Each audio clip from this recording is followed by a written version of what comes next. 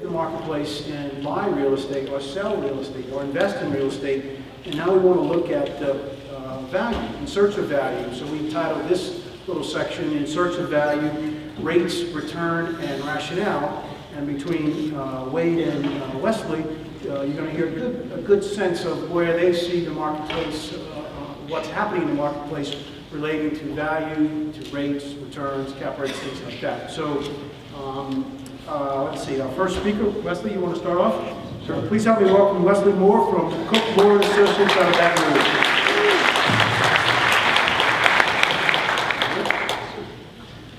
Oh, lovely. Isn't that pretty?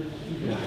Okay, guys, most of you don't know me. My name is Wesley Moore, I'm a commercial real estate appraiser. You bankers do. Oh, yeah, by name, by reputation. I also am an adjunct instructor at LSU in Baton Rouge, and I teach a class at 6 p.m., so you don't have to worry about me running over today. I was asked to give something like what I just heard, but I think I'm going to focus a little bit more on cap rates and cap rate trends. I was also asked to give a little bit of a capsule on Baton Rouge, the sleepy little college town that some of you consider a remote suburb of New Orleans. Maybe it is. But anyway, I'm going to tell you some of the snapshot items from this past spring's Trends seminar conference that we put on in bullet form. First off, occupancies. We really don't have much in the way of new construction of office space, and as a result, we've had some decent upward trends in terms of rents and occupancies, nice and stable. Rents right now on hold increased last year for about 75 cents, which is a healthy increase from year to year. Wow, we got dark back there. I love it. Okay, industrial. We have a little bit of industrial activity going on in Baton Rouge. It's kind of helped out the job market, and one of the end results is that industrial space, particularly the warehouse distribution and manufacturing, is being absorbed. We have 1.24 million square feet of industrial space that just in the Baton Rouge area absorbed last year. And rents stayed on about the same keel, but occupancies increased. This number for actually one of those pointers. This number for occupancy is 90%. That's up from 84% only a couple of years earlier. So things have definitely been a move in Baton Rouge. Retail has followed a similar pattern. We've increased from 89% to now 92%. This was from 2014 to 2015. And our rents increased as well, about 85 cents a square foot. It's a great trend, guys. So things are definitely moving in the right direction in Baton Rouge. Apartments, a little different story here now. While these numbers are lovely, 94.5% staying even from 2014 to 2015. These numbers were really collected in early 2015. Monthly rents have increased about 2% from 14 to 15. Numbers are really strong. But things are about to change in Baton Rouge in that regard. To get a little background, we had from Katrina to 2013, we had 6,900 units built. So over that span, about 860 units per year. And we absorbed them. We did just fine, 94% occupancy. This is what's happened in 2014-15, when we had about 50 units actually completed in 14. So in the last 12 months, we've had 1,500 units. That's almost a 2-year supply in the last 12 months. And under construction right now, 2,650. That's 4,200 units in a 2-year span for a market that's historically absorbed about 850 a year. When you throw into the mix the other 3,066 that have been announced, 7,200, you see the math. Wow, that's more than a 3-year supply. Now, things are hopping and going. Talk about why we might be able to absorb a lot of these. There's definitely going to be a little shift over the next couple of years as we try to absorb this big old cake that's going to try to work its way through the pipeline. When people sometimes, I'll say, there's a lot of units coming, they go, they're all downtown, or they're all student units. And of these conventionals that are being built, about 300 downtown, 285. Student units is a substantial component right now, particularly at the 4,200. about 1,450, so about a third are student-oriented. But the vast majority are still potentially going to be in the pipeline as more conventional upscale and suburban. So, so how can we absorb these? Well, the good news is Baton Rouge generated 7,300 new jobs over the last 12 months. And the great part of that is that relative to other markets in Louisiana, such as Lafayette and NOMar markets, both lost 3,000 and 2,300, primarily energy-related mining and extraction. New Orleans also lost 2,200 over that same span. Baton Rouge grew by 7,300, but the pace of growth is slowing. And through January of this year, that pace was 11,600 for the year. So it's beginning to taper. The other market in which there's still substantial growth, and it's also chemically generated, is Lake Charles and third mining jobs. So how do you absorb all this space, particularly in apartments? Well, you need bodies, you need more bodies, so population growth. And one of the key ways is if you hire them, maybe they'll move there. So job growth generates in migration. It was actually referenced earlier. Even during the dark days of the 1980s, the population didn't decline in Louisiana. We have our natural population growth, births exceeds deaths and out-migration even during periods like that.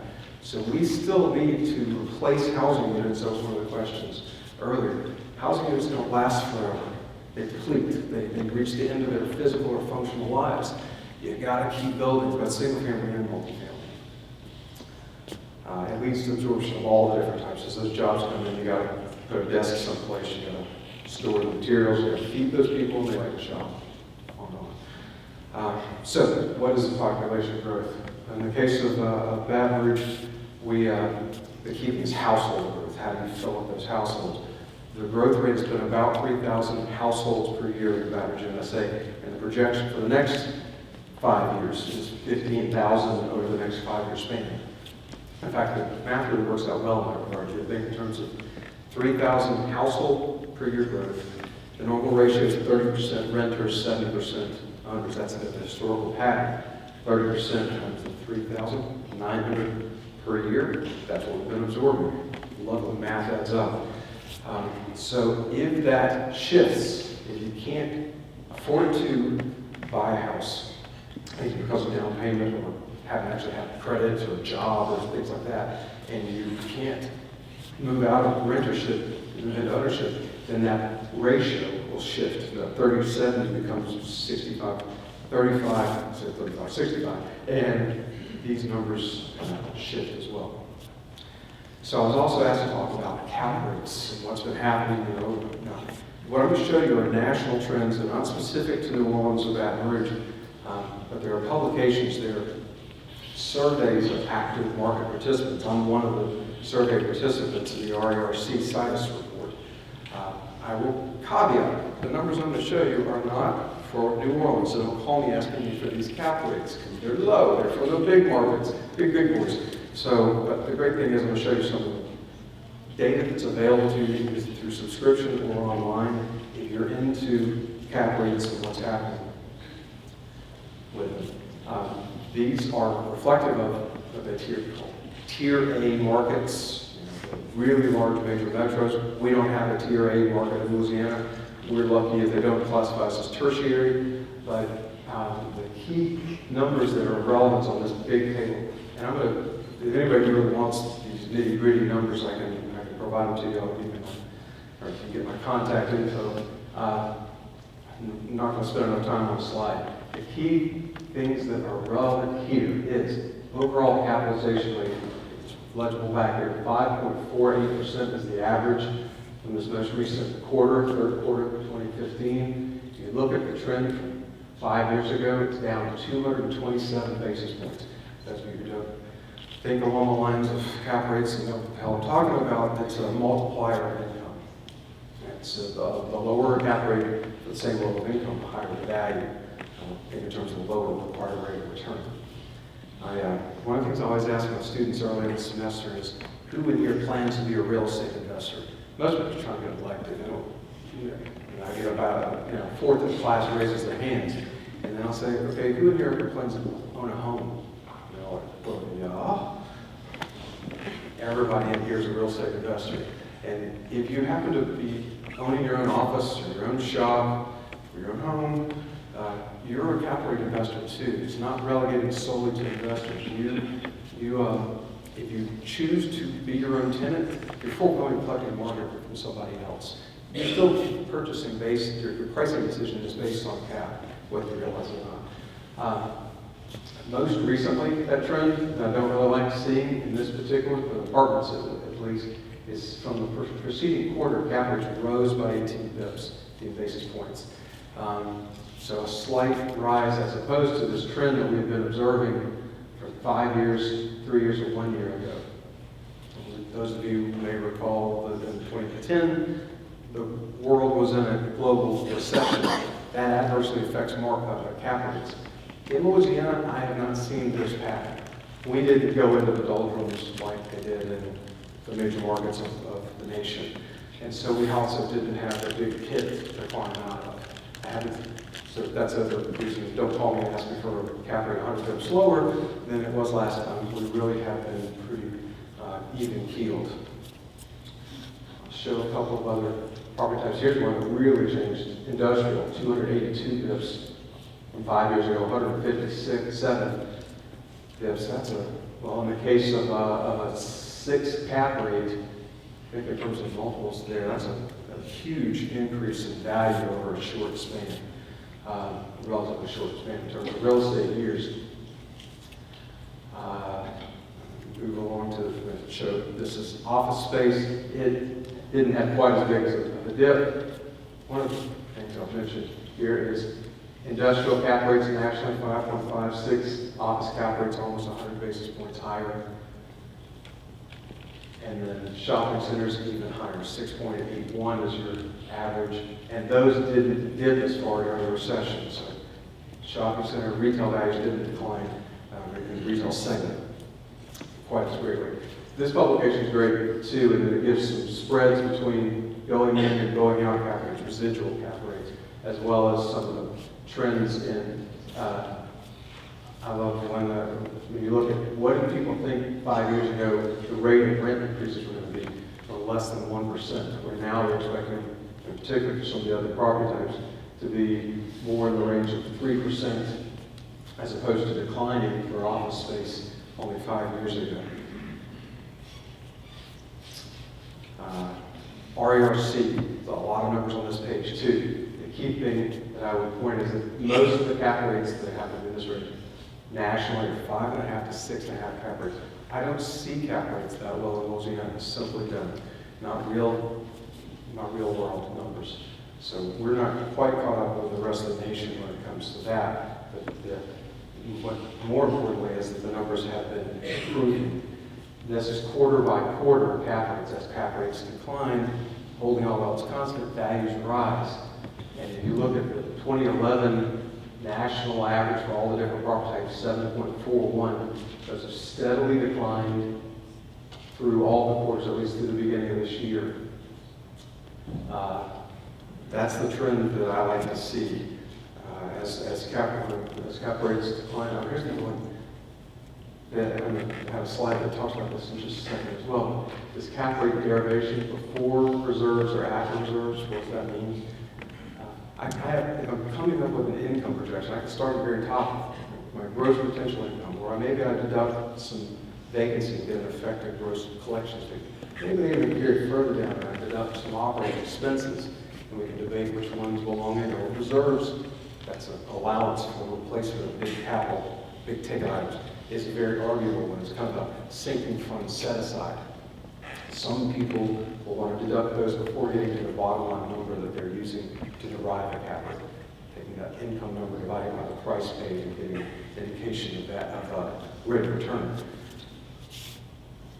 But I can still, whether I've deducted those reserves or not, as long as I've kept my analyses in apples and apples format, it's okay. As long as I'm applying or deriving an income from my subject property the same way I've done for any comparable properties I've sold and extracting those cap rates. if I have derived them consistently, I can actually get the cap rate that applies to the NOI that I've derived, net operating income that I've derived from a particular subject property. But I love how it shows that some people do, some don't, deduct reserves. This particular slide is available to you online. Go to realtorrates.com, and it's a wealth of information about mortgage interest rates, about the links for each different property type, for apartments, seniors housing, lodging, office. You can see the typical interest rates. In fact, this is the spreads over the base. That's the 10-year T-bills, T-notes being the base. This is the typical spread for the different property types. So there's not one size fits all for interest rates. Different property types typically get higher or lower total all-in interest rates because of the spreads varied, as well as the loan-to-value ratios, the length of amortizations, all this great information that's available for individual property types that you're considering. The other thing about realty rates, you have to subscribe to the publication, but they cover a broad variety of property types instead of just apartments, office, industrial, and hospitality. They get into, like in this case, they have one specifically for fast food restaurants, self-storage, and they have lots of, in fact, their little table on the next page, just tons of property types. You can really get into specifics. The reason I present this one, in addition to the huge numbers that you're not about to study here, is this one over to the side. Composite indexes and the changes in cap rates. It follows the same pattern that we saw from year to year to year and quarter to quarter here lately. That downward trend in overall capitalization rates, suggesting that even if rents aren't rising, the values are going to either be at least holding it or rising. Lower cap rates suggest rising. So, as I mentioned, there's lots of different ways to derive NOIs. You're going to talk cap rates. First map out and discuss and figure out if you're deriving cap rates the same way. Figure out if you're doing apples and apples. Kind of like if someone says, my rent is $1,000, and you say, well, okay, what are you paying and what's your tenant paying? Let's understand the structure of the lease and make sure we know we're on the same playing field. Do the same thing with capitalization rates. Keep it apples and apples. Wow, I walked through it. Was that good? Hey, I'm on time.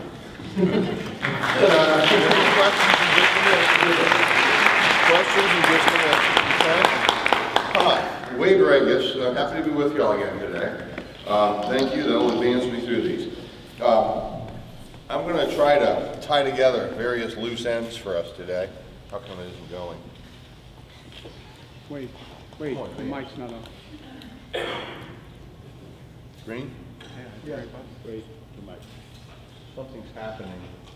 You don't have a mic either. Don't worry about the mic right now. That's right. Ah, we're advancing now. That's me. Okay. Thought we had it. I'm wrong. Can we go to the visuals? Okay. All right, what I'm going to talk about is 3 items for you. I'm going to focus on what's going on with interest rates. I'm going to, no, that's all right. I'm going to focus on what's going on with interest rates. There we are. All right. Now we're in the right presentation. Good. This is a little history of interest rates. Trying to get to a conclusion for you from some of what you've heard. I think what Paul Bishop was trying to tell you is he thinks there's a gradual rising trend in rate.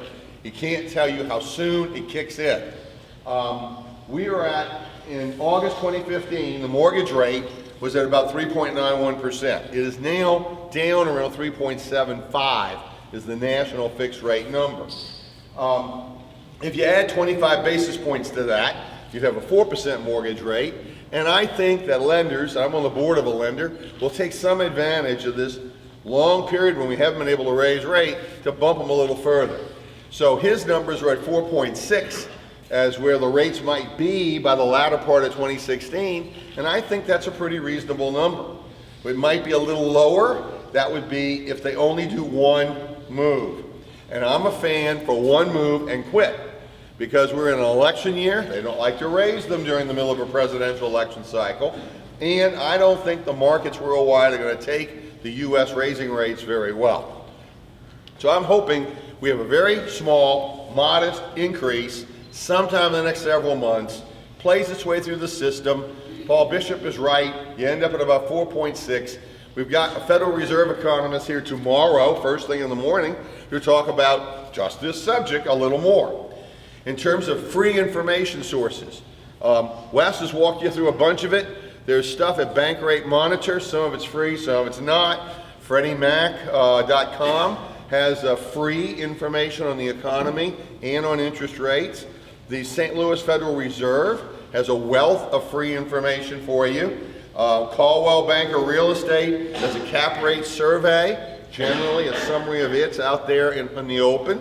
And there's an annual review that Cushman Wakefield does that gives you cap rates by asset class. In other words, we don't have a problem if you want to find information about cap rates and interest rates. We got a wealth of sources. Do they all agree with one another? No, they vary a little bit from one to another, depending on when they did it and how they did it. But right now, there's no big pressure here for a rising cap rate, rising cost of funds. We have a pretty much flat environment. It may start moving up a little this next year, but I'm not expecting it to move a whole lot. If you think about how cost of money varies, you look at office space in the CBD and you look at Class C space. And if you look at Class C space, it's got an interest rate on it, cap rate on it of 8.85% from the Caldwell Banker annual survey last year. In other words, it's viewed as risky. And that's why so much of the downtown office market has converted to hotel and apartment, because that's viewed as less risky. Go down my list. Look at multifamily urban. Multifamily urban, Class C, 5.95. Same building, in all likelihood, different use. We go from being office, Class C, not too much demand, cheap rents, to Class A, apartment, rebuilt, maybe with historic tax credits in it, not viewed as very risky, higher rents, and we get to a lower cap rate. In other words, the value shoots up. So it makes a difference, the riskiness that the market views the asset to be. The Class C properties are viewed as relatively risky across all types. The Class A's are not supposed to be risky across all types. And in each case, the Class A cap rate is much lower than what we have in the Class C. Now, an area that I think is fascinating is multifamily urban versus suburban. Class A, urban, 4.59. I haven't really seen that here. I haven't seen that. So that might happen one day here, but not yet. Why is that a big deal? That's less than a 5% cost of funds. That's the mortgage and the equity rate of return, the whole deal together. That means that if you give me $1 in net operating income, I'm going to give you $20 plus in value. Those are huge trade-offs. So we're not seeing quite these numbers. We're seeing higher numbers, lower numbers on the multifamily than we're seeing on the other property types, but not as low as some of these published numbers. That's, I guess, what I'm trying to warn you of. I'm going to shift, because I think Wes has really covered the cap rate issue pretty well, and talk a little bit about condominiums. I view condominiums as kind of a bridge between single-family owner occupancy and the multifamily income property. And I did a little count using just realtor data, looking at 2012 to 2015. So for Uptown New Orleans, I picked 70115, zip code close to the university area. We're averaging about 100 sales a year in that zip code. 2012 was 106, 2013, 103, so forth, 405 in what, 4 years? About 100 a year. Go over to 70116, the French Quarter, Tremai's, a little bit of it's in there, a little bit of Marinese in there. They're at 430 sales over 4 years, or about 105, 6, 7 a year. Similar market size, similar volume. Mid-city, big zip code in terms of geography, but only about an average of 35 or so sales a year, 149 over 4 years. So Mid-City has the potential to do more than it's doing. But for the last 4 years, condo has not been what really drove Mid-City. It's been single-family housing and buying the double or the fourplex and renting it, not so much creating condo units. Then there's the strongest market here for condo, 70130, the CBD and the warehouse district and the areas right surrounding it. 972 sales. Average per year is up around almost 250, and they're not weakening. I think they're going to strengthen. If we look at price, and this is a real busy chart. I think it's readable out there. Can you read it? Kind of? Okay. This stuff all is going to be posted to a website, to the NOMar website. Okay, you'll be able to get the visuals there. I've been told that will happen. No. No? Right now. It's out there. It's out there now. It's not will be posted. It's done. Okay. You tell me that. I believe you. Okay. At any rate, let's look at price. 70115. That's the area near the universities. $275 a foot. 1,068. So it's a modest 2-bedroom average unit size. Price going up about 5% a year. 70116 in the French Quarter. Now we've got $477 a foot for a large 1-bedroom. 768 feet for the average unit, or a really tight 2. Is the price going up 10% in a year? Is the market building? Oh yeah, they want more units in the quarter. And certainly it's spilling over now into Marinine. It's spilling over into Bywater. So there's a growth in condo demand around the quarter. It's a unique site. Now, is that price of $477 not budging? No, I still keep getting reports of higher numbers. Numbers north of 500 a foot in a number of locations. What about Mid-City? Mid-City is averaging $294 a foot.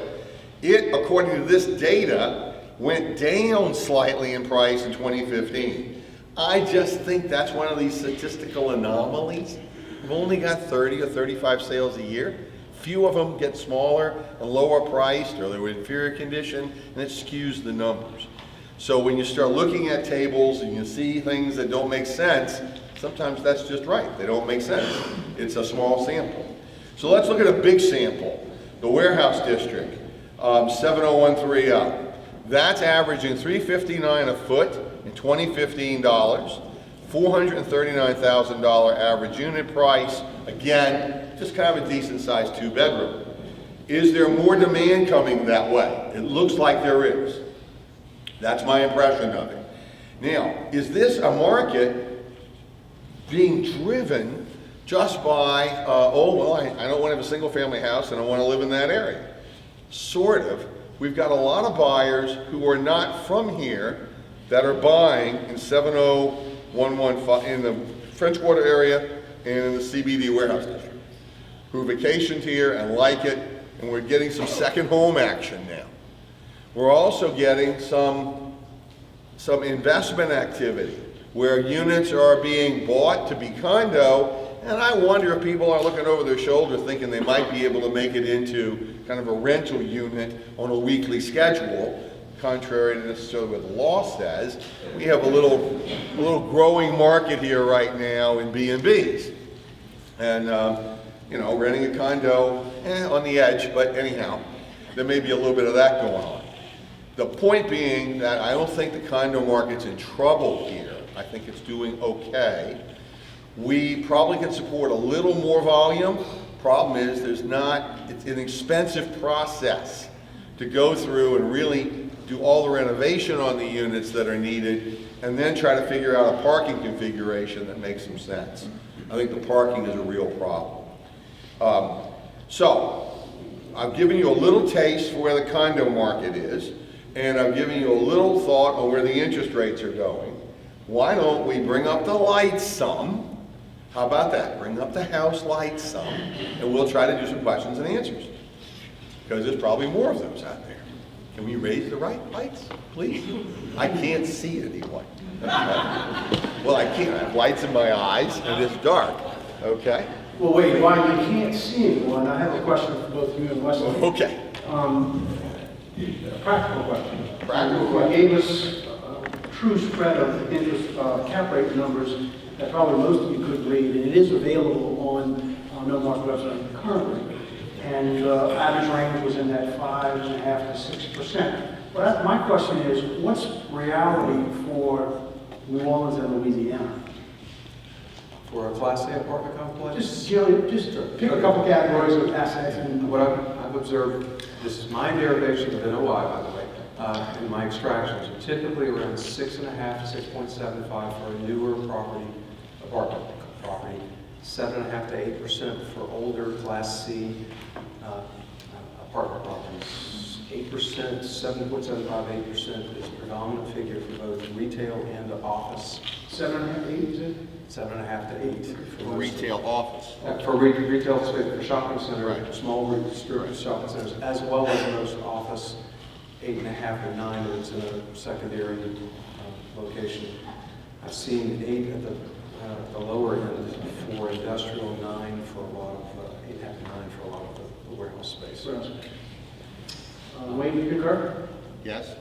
Okay. I think Wes is very much in tune with reality. There's not that much there. I'm also one of the contributors to the Real Estate Research Corporation stuff they do every quarter. And there's not a big difference in cap rate structure because cost of funds are similar between the New Orleans area and the Baton Rouge area. We're pretty close. Right. There's little differences because of risk. Example, if, as Wes is pointing out, we're about to have an overbuilt apartment market, should that be the outcome, cap rates will respond and go up because buyers will become frightened about high vacancy rates, and the way they'll discount that is to demand a higher rate of return on their money, which means higher cap rate. So that may happen. The capitalization rate is looking at $1, one snapshot, if we're talking about $1 of income. And if I have the choice of 2 properties, I like to do examples of property A and B. Since I don't have it here, you can visualize my X and Y graphs. And over time, the X and Y being my rental income. Both start at $1. I have the choice of getting $1 from both properties. But property A is in a good area and I expect the rents to rise by 5–10%. And I get a curve that looks like this. Property B is in an older area that's more flattened, or where I'm afraid the income numbers may actually slip. And instead of this curve, boom, sound effects too. Okay, well, thank you. So I get flat, or even worse, I get the negative, and which is what really can happen. The same way we saw that recovery from the recessionary period 5 years ago, where we had cap rates that were 300 basis points higher, and we've done this. If we go back into a recession, which I'm not saying we're going to, but that was the suggestion that still has looms that could happen, then you could see the return to some of the more macro level rises in cap rate. But back to my example of A and B, given choice for the same multiple in income, I'll take the one with the rising income. Anybody who doesn't, anybody wants the lower, flatter one, my card is available. I'll meet you afterwards. I have deals for you. But otherwise, go guys. Otherwise, if we then say, okay, instead, I'll pay you a bigger multiple on this flat line because I don't expect quite the same number of dollars in the future. We'll get to a point where we're indifferent. So what you're saying is all about the time value of money. It's all time value of money. And the risk. Yes. And matching risk profiles. Absolutely. Questions? Everybody's got the cap rates down? Questions? Any questions? Doesn't have to be a cap rate question. Well, in terms of, I'll So are the ask Tigers going to do this with you? That's back to the question. just in terms of multifamily, it's clearly, given the low inventory in the marketplace now, particularly in New Orleans, there'll likely be more apartments built. So just out of curiosity, what sort of rents per square foot would you need in order to make a new apartment deal work today? Well, it is a function both of the style of construction, whether you're doing high-rise or dormer style, and rents are on the whole. But Let's say non-urban core. Yeah, and ultimately the land cost comes into that total investment. So what I've observed historically is $1.60, $1.65 minimum usually for garden style, and particularly in New Orleans, north of $2 a square foot, without some form of help. Wes, I could jump in with that. What you're saying is Orleans Parish Center, CBD area, we're seeing north of $2. And then we go to the suburbs and we're around the same numbers as Baton Rouge. We're $1.40, maybe $1.60 on the very best of Class A. We'll have James Favreau here tomorrow, part owner of Favreau Chain, First Lake Properties, who certainly knows everything there is to know about the New Orleans metro apartment market. And you'll also have Sterling Property here to talk about office and retail. And we'll have Matt Schwartz from Domain Companies, who's arguably the most successful luxury apartment developer now in this market. So you'll get a more wide look at where we are. Okay. Question? Hey, Rob? Given the hospitality market that was talked about, what are you seeing rates and values in the hospitality market in New Orleans right now? Okay. First, we've added over 5,000 rooms that are either under construction or funded and committed for construction. We're sitting on another 2,000 rooms that are proposed. I had my numbers were that we could absorb about 4,000 rooms.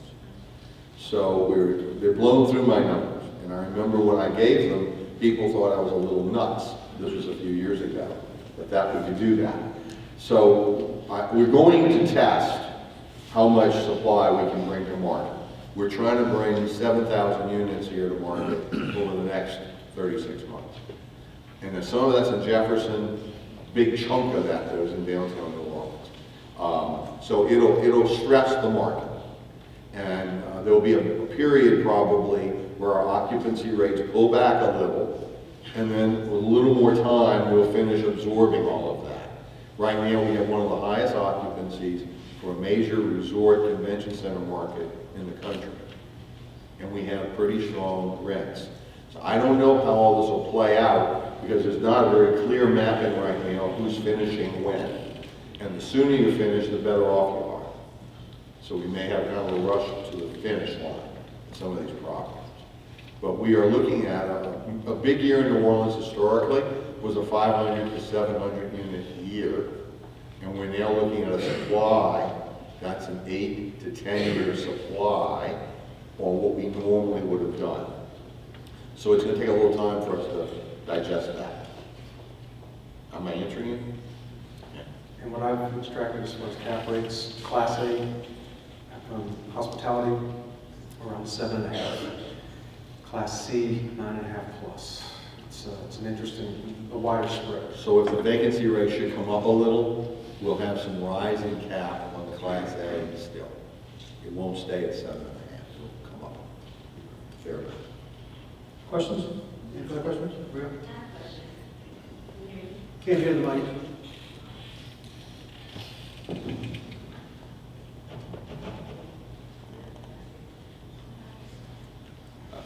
Wait, can you hear me? Yes, I can. Okay. So my question is for landlords and landlord real estate representatives. When we're helping the landlord negotiate terms with the tenant, let's say it's either an office building or a single tenant office or single tenant retail, the term is 5 years. And the discrepancy in the negotiations equivalent of, say, 2 months of rent, okay? In terms of what is the best place to negotiate for your landlord when it comes to valuation for the appraisal at 100% occupancy?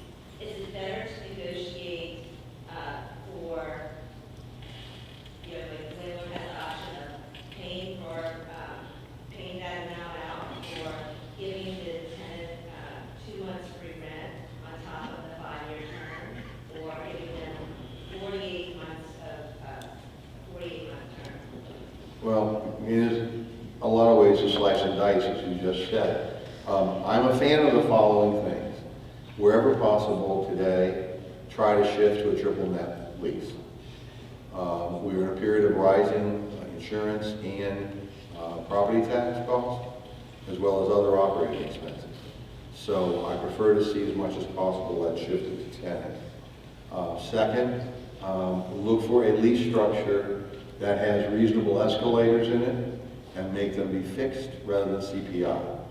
Because I really can't tell you what the CPI is going to do in the next several years. Third, try to go for a reasonably long lease term, but with the options to renew, having some further bumps in the rent.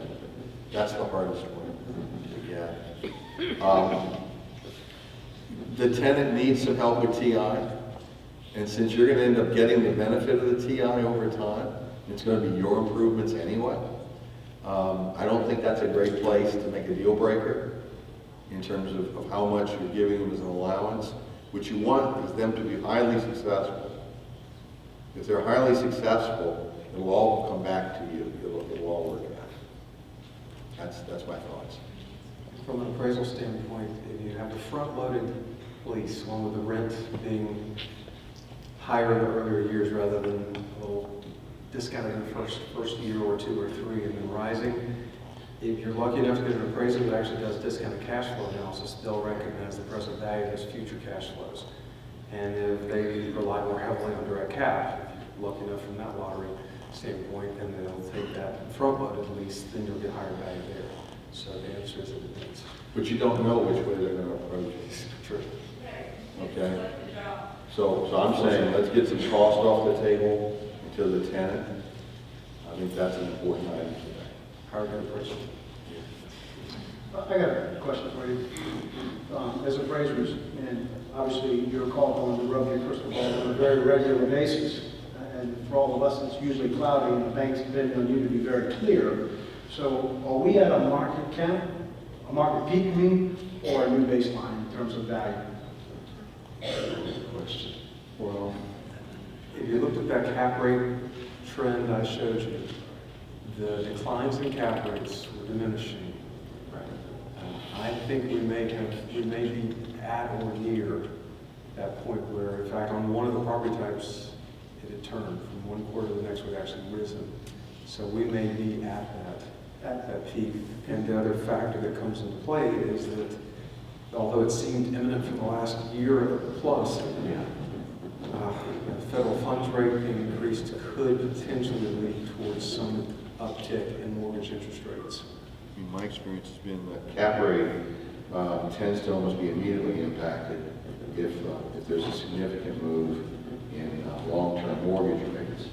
So if the discussion today turns out to be right and we're on a path towards a move from a 3.75 or 4 mortgage rate to a 4.6 over the next year or so, 70 basis points, that'll all find its way into the cap rates.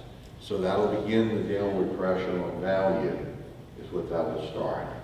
It won't be a gigantic hit to value, but it will begin the process of some taking back of some of the values that have been there. So it is better, I think, to do the deals now than to see how much these rates do or don't move. Plus, at the moment, if we're headed towards oversupply in some markets, if you're a buyer, then it would be, well, I could wait and see how bad the oversupply gets in Baton Rouge or the hotel business here. And then, but you got to be big enough to play the game, and you'll be playing the game with more expensive mortgage loans. So right now you have some clarity of what's true at this moment. We've got a lot of lack of clarity during this coming presidential election year. Question? I like what you say about the warehouse district being a growing area for condos, because that's what I kind of focus on. But I'm wondering what your projections are as far as need, and if we're going to be able to make that need with the hospitals coming on and the trade district. Well, historically, the warehouse district, back before Katrina, about 55 to 60% of the housing demand in the district has something to do with medical, in one way or another. We will be putting more medical in downtown New Orleans, not less medical. It will be totally 24/7 operators. The closest, quickest commute is from the new confluence of medical down to the warehouse district. It would be crazy here if we don't figure out some kind of a high-quality public service loop that constant allows people to come from the warehouse district into the medical district. And along the way, pick up some of the CBD and pick up the streetcar lines that are there. We can't afford the additional money for more streetcar right now. And it would take 2 to 3 to 4 years to deliver on that route, but by delivering the bus. So what I'm saying is, they've got every locational advantage to prosper strongly from the medical district road. 24/7 environment, it's got the shopping and retail, viewed as relatively safe in the market, not far from the good paying jobs. So I was going to feel do quite well. Just takes time to get the jobs in here though. That's going painfully slow. Okay, I thought this was a very interesting discussion, and really clear, I think, to me, that jobs are the key. If we don't have jobs pushing this marketplace, we have a very small underbelly that we have to address. And the big projects like UMC, the VA Medical Hospital, the Bioscience District, Michoud, development of knowledge-based industry, without that sort of thing, and all of those connected by some form of reasonable transportation, future could be cloudy. It's very could be cloudy. So, all right, let's show some appreciation to ladies and